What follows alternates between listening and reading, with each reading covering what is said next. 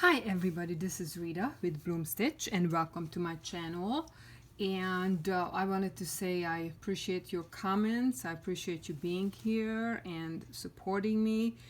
And I appreciate all comments, and that includes the ones where you point out something that I should be doing better. So I should be more clear in my communication and better lighting. So I'm hoping to achieve those. What I want to do is I'm going to start a little series called Craft and Chat, and I will be doing that once a week, where it's just a short, probably maximum 10-minute video on something that we can do together, a little tutorial or how to, just a little craft and chat.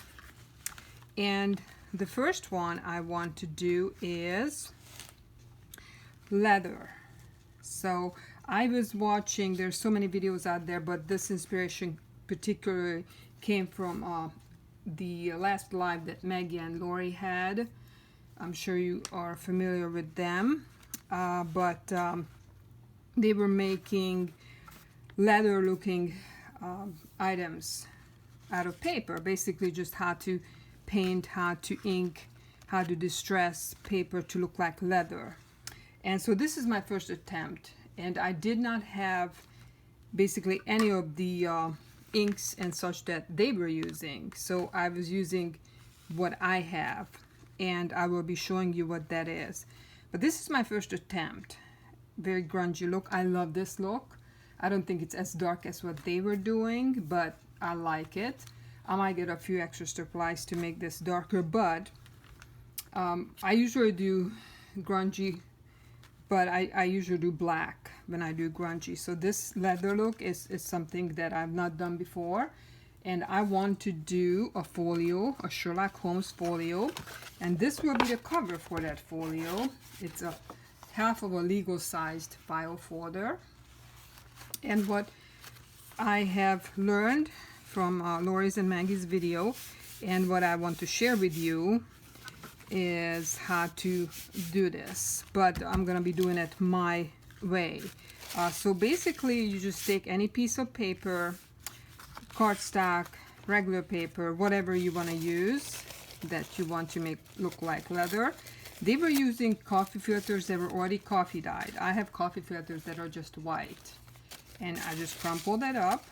You tear it into little pieces because you want these uneven edges.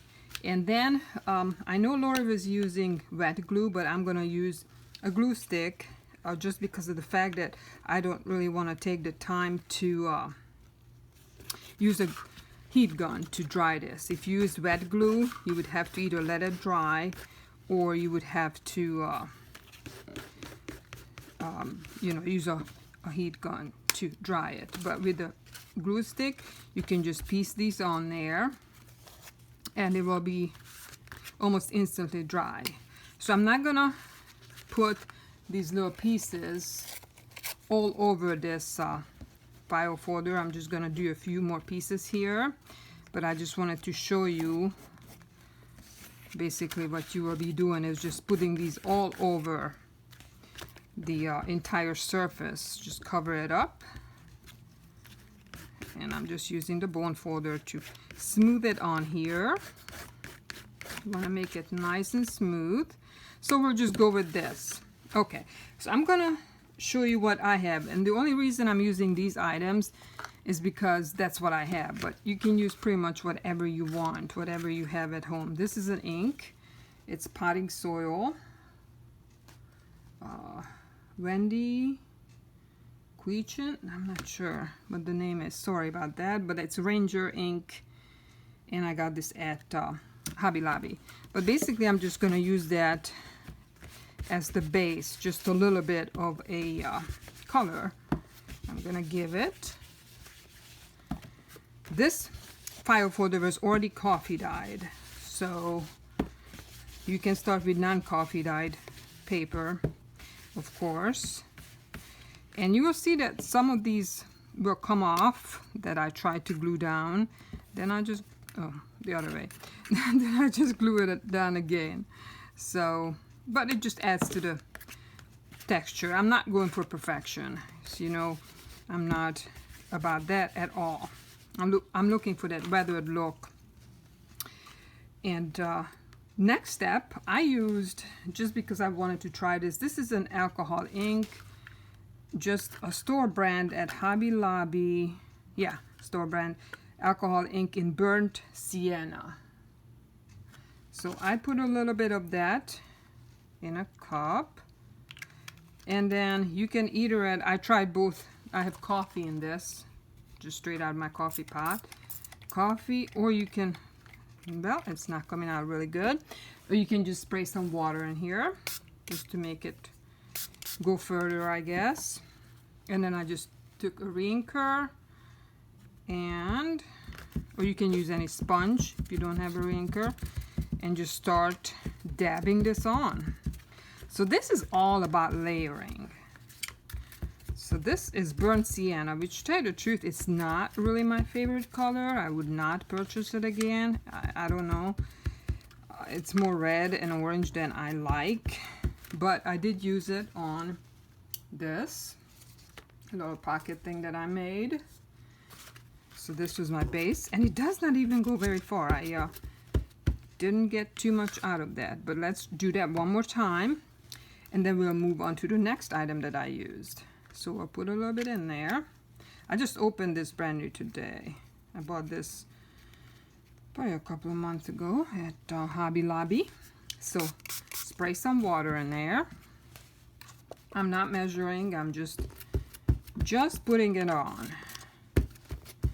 So this is our first layer here. As you can see, it's pretty orangey. And I'm just checking the time, sorry about that. And also the orientation of the video, just making sure I was doing it correctly. Okay, the next item I used, which is also from Hobby Lobby, I've got this last year there. It's a Tattered Angels Color Wash Tint in copper. I don't know why I ever got this. I'm not using this very much actually, but I just like the colorway, and I thought I might use it to grunge something up, and hey, this is the time to do that. So I put it right on there. I'm not waiting for this to dry at all. I'm just putting it on. So whatever color you want to achieve, you can go lighter, you can go darker. Again, this is what I had here. So this is, and I'm not doing these colors in any particular order either, just whatever I'm grabbing next. So, but you see the edges of the coffee filters? I think they show up really nice. That unevenness, I just love that. That's really adding to the, adding some dimension to this. So this is our Color Wash Tint Tattered Angels Copper. And then next is just a couple more things that I used. I tried using oil pastels. I have a dark brown and a black, and it's not really, you know, it's oil and water. It didn't really go together, but I tried. Next I used, it's liquid shoe polish black, which is actually an item that I use quite a bit when I make grungy file folders or journals. And I'm just going to dab this in, but it definitely gives another dimension to this, and I love this black on there. So yeah, I don't have the distress crayons that they were using. I do have Patty Pockets, but I've never used it yet. I have not opened it yet, and I did not use Patty Pockets on this. So yeah, this was our black liquid shoe polish, which I do get at Walmart. It's only $1 for one of these little sponge applicator ones. And the only other thing that I put on is actually a cosmetic item. It is liquid eyeliner. This is Kat Von D. I just never used it. I got it in a package. I never used it. It's a black liquid eyeliner. Yep, like that. With the tip. And then I have LA Colors eye marker. It's a brown. I got this one at Dollar Tree, and I'm not even sure why I got it, because I don't use, I thought I might start using liquid eyeliners, but nope. So this, I don't know if it really does that much, adding to it or not. Not really, but I used it on this, so I wanted to show you. So this is the little one that I have done, and then basically this is what we have done together. Now you can continue adding layers and layers of stuff on this. You can let it dry and add more, whatever effect you want to achieve, but that's the first layer. I think I'm going to build on this. I want to make this a little bit darker, so I'm probably going to add more of the black and maybe more of the Tattered Angels. But this is what I wanted to share today. So that's the little one here. It's still drying. I just finished it. And then this is the one we just did together. So thanks for joining me for this craft and chat. And you guys have a great week, and peace out.